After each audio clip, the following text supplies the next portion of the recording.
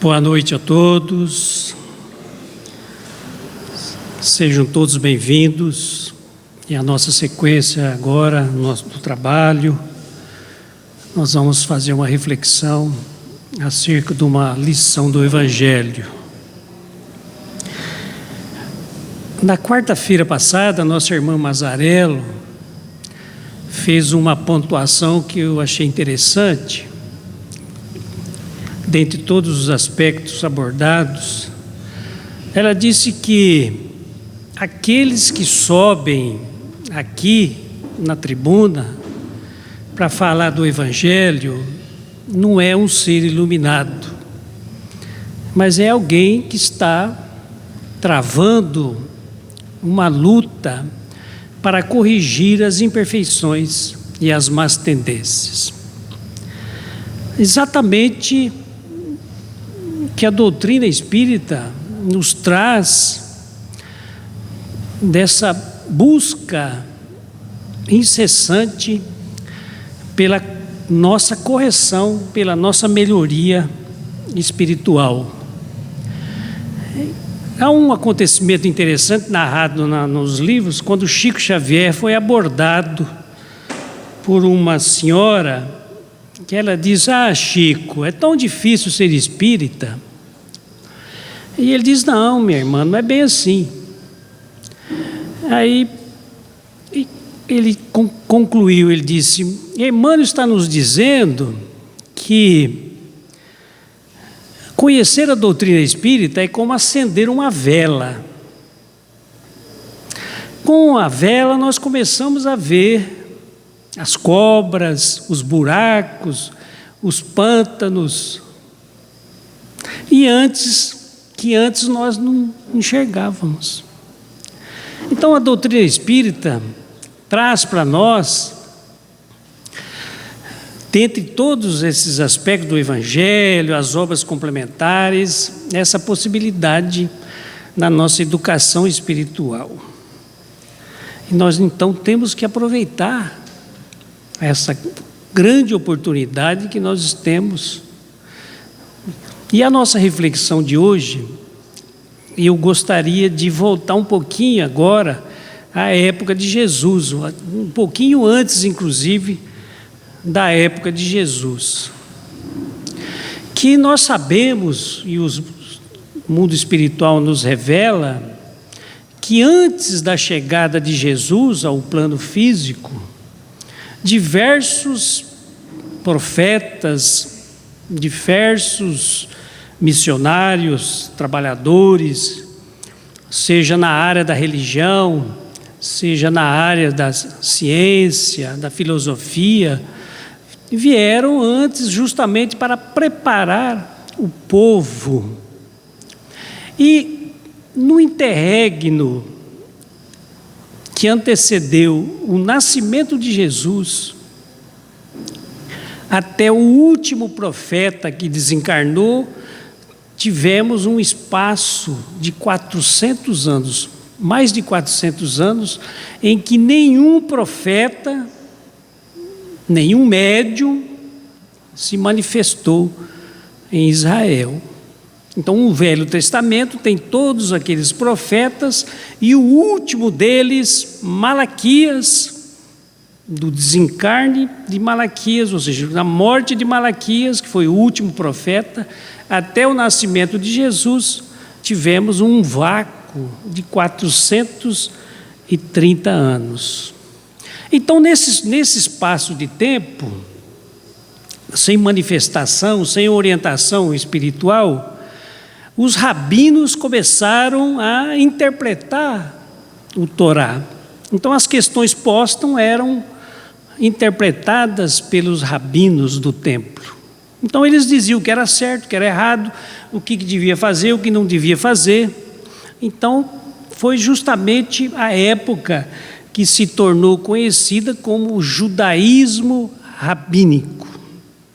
E eles firmaram 4 pontos para compreender se Deus estava abençoando ou não uma pessoa.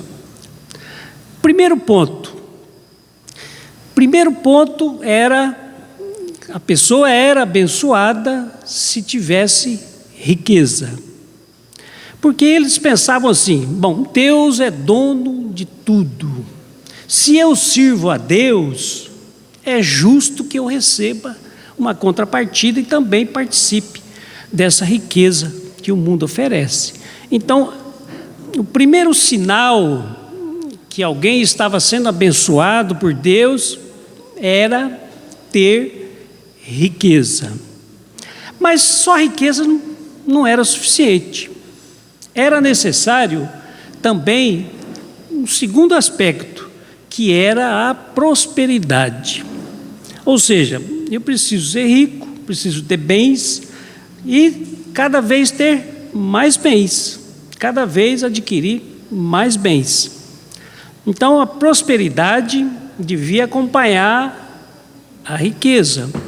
Caso contrário, alguma coisa estava errado. Deus não estava abençoando a família, não estava abençoando aquelas pessoas.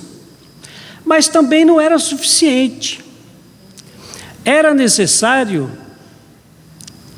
ter riqueza, prosperidade e também longevidade. Eu deveria viver bastante. Porque que graça tem eu ser rico, ser próspero e morrer cedo?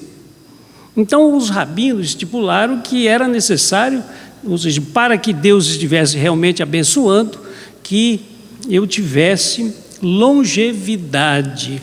Por quê? Porque eles, na época, nós temos que raciocinar na época que antecedeu Jesus. A vida, naquela época, o pensamento era material, o pensamento daquele momento da vida física. Nós não pensávamos no amanhã, ou seja, o que vai acontecer depois da morte. Então eu devia desfrutar de tudo na existência física. Então, riqueza, prosperidade e longevidade. Mas também não era suficiente. Era necessário um quarto aspecto: riqueza, prosperidade, longevidade e, se eu fosse doente, que graça teria? Então, saúde, ou seja, ser uma pessoa saudável, ter longa existência, próspero e ser rico. Então, nesse sentido, é que eles mediam as pessoas. Por isso que as pessoas mostravam a riqueza.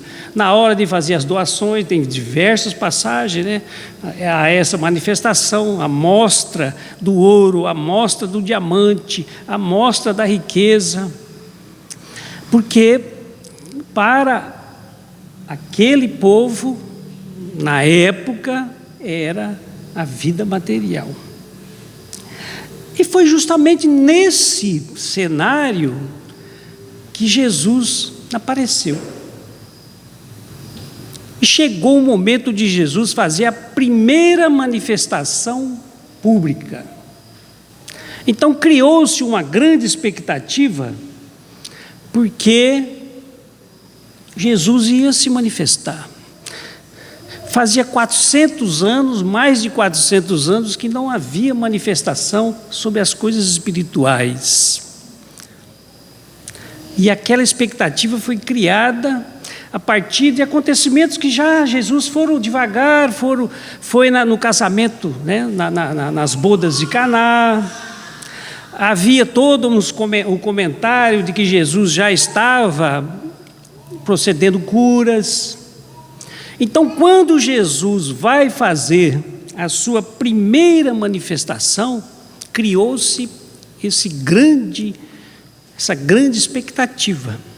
Diz o evangelista Mateus que Jesus subiu ao monte naquele dia, seguido por multidões.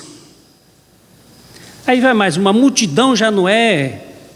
Não, porque nós temos que entender que na época tudo era seccionado. Por exemplo, os sacerdotes dos templos formavam um grupo, os ricos, os poderosos, aqueles que tinham os mercadores formavam outro grupo, e aí o povo formava outro grupo. Por isso, então, que no Evangelho está multidões. É como se fosse hoje os jovens, numa linguagem atual, nós falássemos das tribos, das diversas tribos que os jovens se sintonizam e se afinizam, né? Então veja que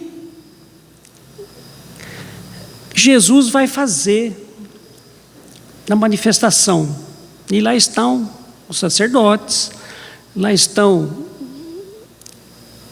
aqueles do templo, né, os rabinos do templo, lá estão as pessoas que seguiam Jesus já pessoas comerciantes, ou seja, toda aquela expectativa para a fala de Jesus, o novo profeta que falaria as coisas de Deus.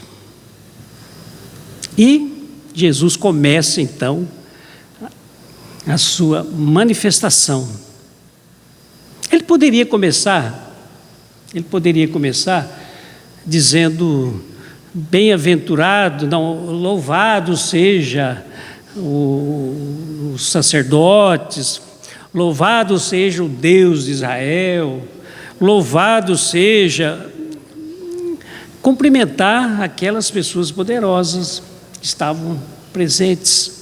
Mas ele começa dizendo: bem-aventurados os pobres em espírito, porque deles é o reino dos céus. Esta fala de Jesus foi um choque. Então, no Sermão da Montanha, o Sermão do Monte, foi a primeira manifestação pública de Jesus, considerado como o diálogo maior e de maior impacto das pronúncias de Jesus. Vejam o que diz. O Haroldo Dutra Dias, que é um doutrinador espírita, ele diz: o Sermão do Monte representa vigorosa declaração de princípios com vistas à regeneração de todo o mundo. No Sermão da Montanha, ele haveria de entoar a mais bela mensagem moral já ouvida no planeta. Então, nós como cristãos temos facilmente essa percepção. Mas o que dizer de Mahatma Gandhi, que não era cristão, e ele disse: se todos os livros da humanidade se perecessem e só se salvasse o Sermão da Montanha, nada estaria perdido. Então veja que o Sermão da Montanha, ele começa falando: bem-aventurados os pobres em espírito, ou de espírito, dependendo da tradução. A tradução do Novo Testamento de Haroldo Dutra Dias, ele diz: bem-aventurados os pobres em espírito, porque deles é o reino de Deus, o reino dos céus. Em seguida, numa gradação evolutiva, ele vai mencionando as bem-aventuranças até a 9ª, como se fosse uma escada ascensorial para todos nós. Não eram frases aleatórias que Jesus escolheu na hora e foi lançando, não. Há um degrau a degrau subindo para chegarmos nos puros de coração, lá na frente, no último, no ápice da evolução, passando pelos pacificadores, passando pelos mansos e pacíficos, pela justiça. Mas nós vamos ficar só nesse primeiro degrau hoje, porque nós precisamos entender e refletir sobre este primeiro degrau.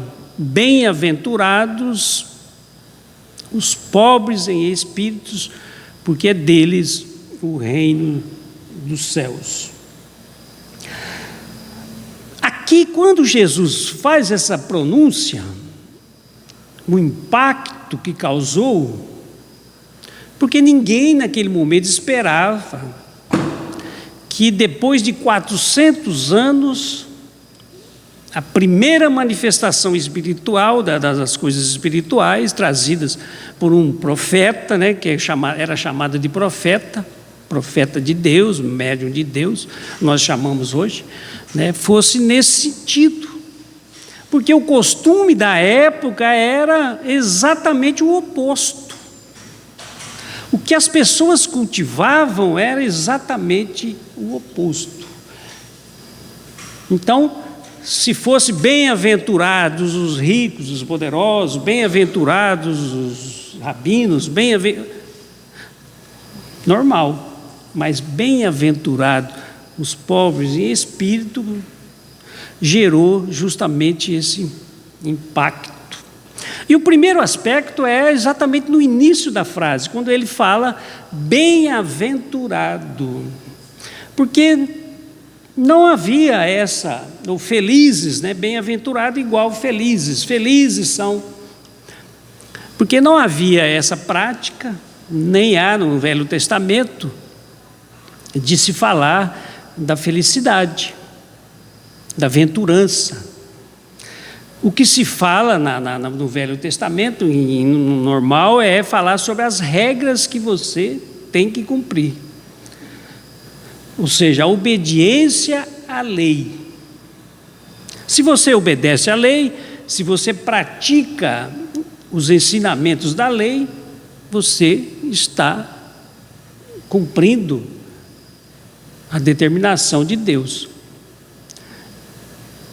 Agora, falar que felizes são, não tinha essa prática, esse sentido de felicidade para aquele momento. Mas o pior de tudo foi justamente o que vem depois. Felizes os pobres em espíritos. Mudou completamente a lógica. Então, veja que mudança. O início da fala de Jesus foi justamente para mostrar a necessidade de nós mudarmos, nós sairmos da lei do olho por olho, dente por dente, da lei do Deus castiga, obediência cega às diretrizes da Torá, para nós termos um olhar de fraternidade, um olhar de amor, de amorosidade. Então veja que Jesus vem e traz a lei de amor em substituição justamente a esse Deus, né, vingativo, Deus do exército. Veja que no Novo Testamento nós não vemos essas expressões do Deus dos exércitos, né? Esse Deus bravo que castiga. Então nós temos que justamente procurar essa adequação na nossa existência.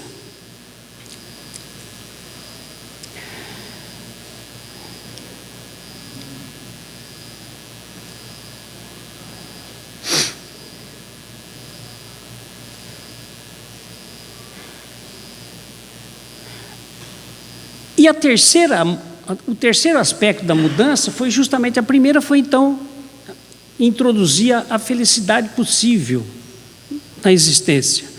A segunda foi que também são bem-aventurados, são felizes, podem ser felizes os pobres em espírito, depois nós vamos ver exatamente o que significa pobre em espírito, e por fim, o reino dos céus, que foi uma novidade também, porque já que não havia essa prática de se falar do nosso futuro, das coisas espirituais depois da existência física.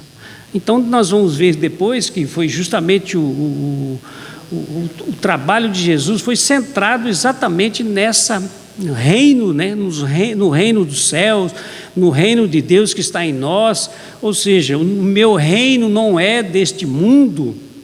Então Jesus vai em diversas passagens, né? Então naquele diálogo com Nicodemos, quando ele pergunta: o que preciso, mestre, fazer para herdar o reino de Deus? E Jesus então primeiro pergunta para ele, devolve, né, com uma pergunta: o que lês na lei? Ele era doutor da lei, e ele responde, né, amarás a Deus sobre todas as coisas, o teu próximo como a ti mesmo, né? Ou seja, aí Jesus diz exatamente: faça isso e viverás, ou seja, faça isso e você chegará no reino de Deus, né?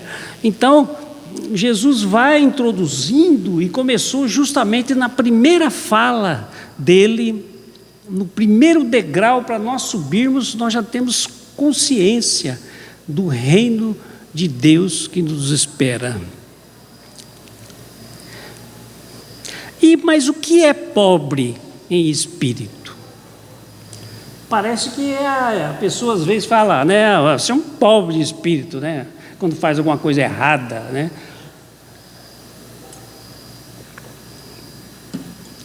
E no sentido de fazer coisas erradas, tem razão. Porque veja, pobres de espírito ou em espíritos, aí entendidos como sendo aqueles que percebem que possuem imperfeições. O pobre de espírito é uma pessoa que diz assim: eu faço muita besteira na minha vida, ou eu já fiz muita coisa errada. Eu reconheço então, fazendo uma análise, que eu sou ainda passível de errar, que eu já errei, e sou passível de errar novamente. Quem acha que já errou e pode errar a qualquer momento, quem acha que pode estar enganado, esse sim, pode ser chamado de pobre em espírito. Então veja, primeiro degrau nosso é nós analisarmos a nossa autoanálise, fazer a nossa análise a partir das nossas atitudes, a partir dos pensamentos que nós cotidianamente cultivamos, a partir das ações que nós manifestamos. Então o primeiro passo é justamente isso. Eu tenho que descobrir quais são as imperfeições que eu ainda carrego em mim. Porque o primeiro passo é esse: me dar conta que sou imperfeito. E isso chama-se humildade. Humildade. Ter humildade é justamente essa ânsia pelo conhecimento, pela sabedoria, pela própria evolução. Eu anseio melhorar a minha condição. Isso é humildade. O reverso é o orgulhoso. Quem é o orgulhoso? Eu sou o dono da verdade.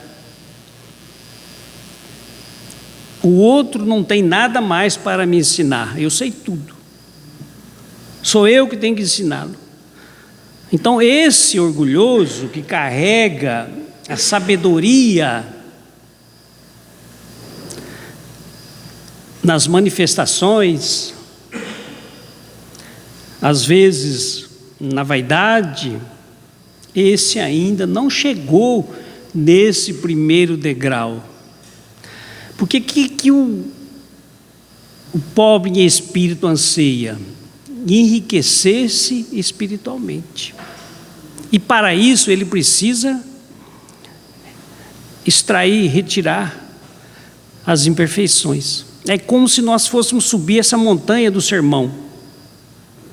No primeiro degrau, nós temos uma bagagem de imperfeições muito pesada.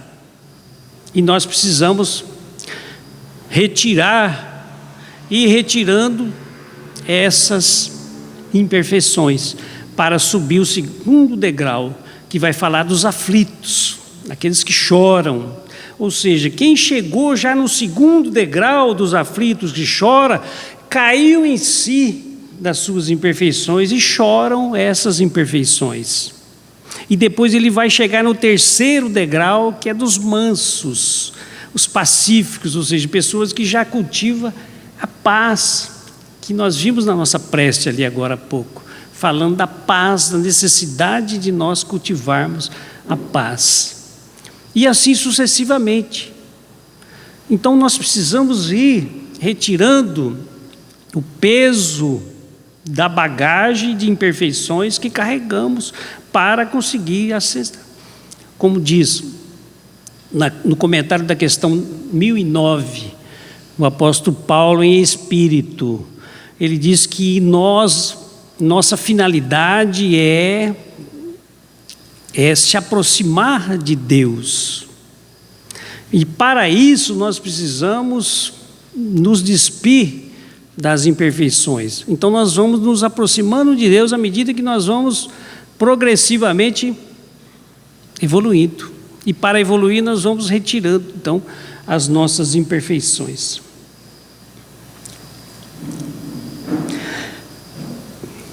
Então Jesus expôs naquele momento que felizes são aqueles que sabem, que têm consciência, que fazem coisas erradas ainda.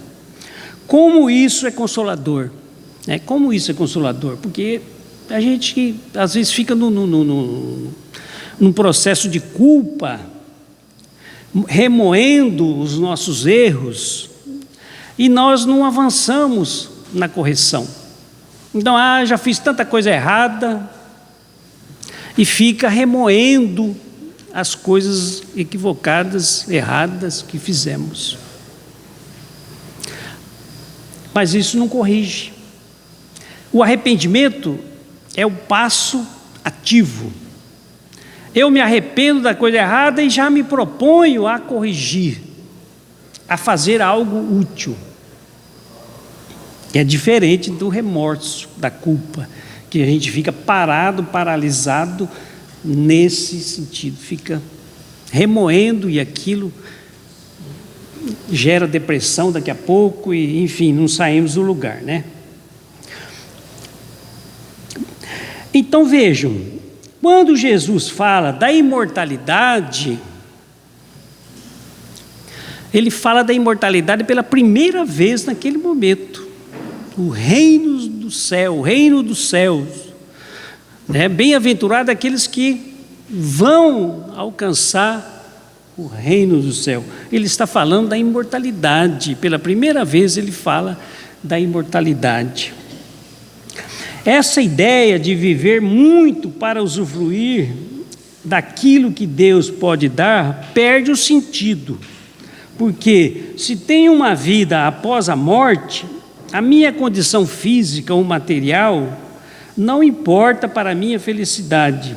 Se eu for pobre, se eu tiver saúde ou não tiver, se eu for longevo ou não tem importância. Se eu pensar na imortalidade, ou seja, a vida não cessa quando eu baixar no túmulo. E isso é consolador, muito consolador. Então foi naquela época, naquela primeira manifestação de Jesus, isso foi algo assim tão impactante, E para a gente concluir, eu digo o seguinte: na balança divina, são iguais todos os homens. Estou fazendo um contraponto do que os rabinos falavam, que os ricos, os bem-sucedidos eram abençoados e os pobres eram amaldiçoados. Por que eles eram pobres? Porque Deus estava castigando, porque eles tinham feito coisa errada. Então veja que o Evangelho segundo o Espiritismo, no capítulo 7, está dizendo assim, na balança divina, são iguais todos os homens.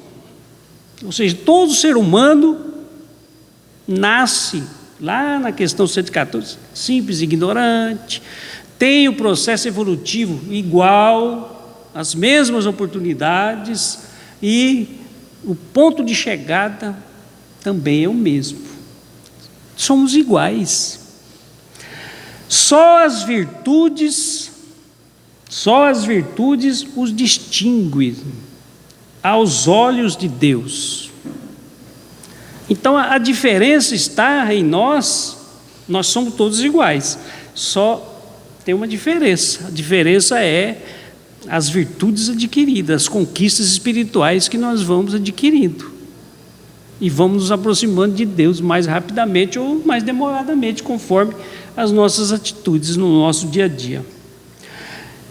Ainda no Evangelho, o verdadeiro homem de bem estuda suas próprias imperfeições e trabalha incessantemente em combatê-las. Emprega todos os esforços para dizer no dia seguinte que alguma coisa traz em si de melhor do que na véspera. Ou seja, é aquela frase, ser melhor hoje do que ontem e amanhã melhor do que foi hoje, e assim sucessivamente, combatendo as nossas imperfeições. Mas para que nós combatemos essas imperfeições, nós temos que primeiro descobri-la, quais são essas imperfeições que estão tão presentes na nossa vida.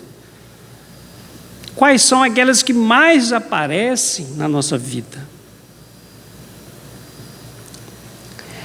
E concluindo, o pensamento do psiquiatra Sérgio Lopes, que é um gaúcho do Rio Grande do Sul, da Federação Espírita do Rio Grande do Sul, ele tem um livro chamado O Código do Monte, inclusive o meu estudo foi tirado basicamente de lá, O Código do Monte.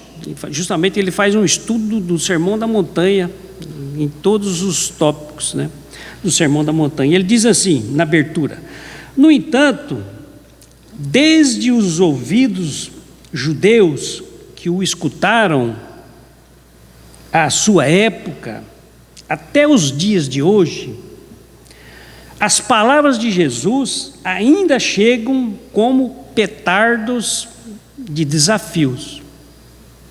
Talvez nunca, como hoje, sejam propostas geradoras de conflito. Ele propõe mansidão num mundo de atribulações, paz no meio das nossas guerras, simplicidade e humildade onde a proposta humana ainda continua a ser o sucesso. Indica a limpeza de coração e atitudes pacificadoras, onde as palavras de ordem seguem sendo malícia, esperteza e destruição.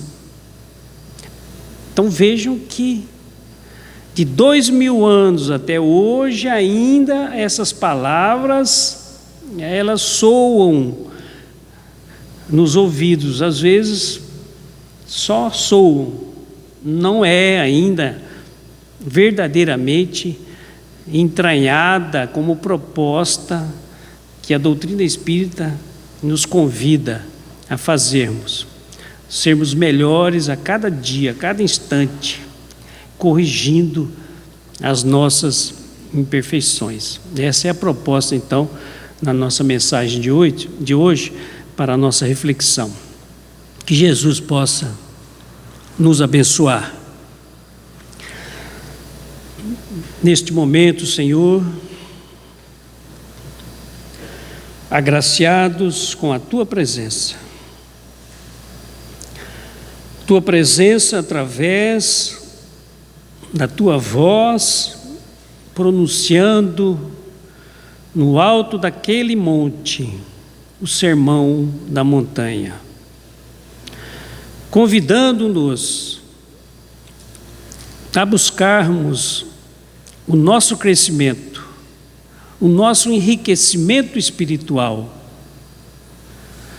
a partir da descoberta das nossas imperfeições e da conscientização de que erramos e ainda somos passíveis de errar. Então, Mestre, que possas, neste momento, nos acolher,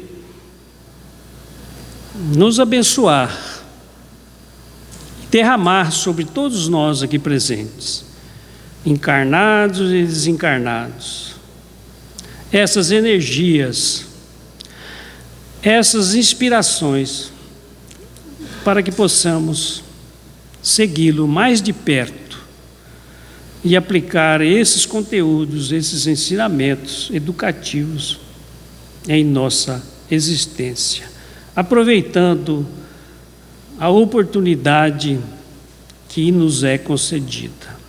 Que assim seja.